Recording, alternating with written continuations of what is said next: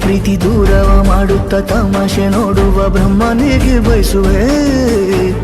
ಏಳೇಳು ಜನ್ಮಕ್ಕೂ ನೀನಿನಗೆ ಬ್ರಹ್ಮಗಿಂಚಿ ಹಣೆ ಬರಹ ನನ್ನ ನಿನ್ನ ಬೇರೆ ಮಾಡಿ ರೈತರೇ ಏನು ಮಾಡುವೆ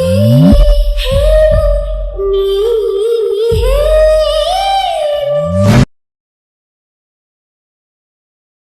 ಹೇಳುವೆ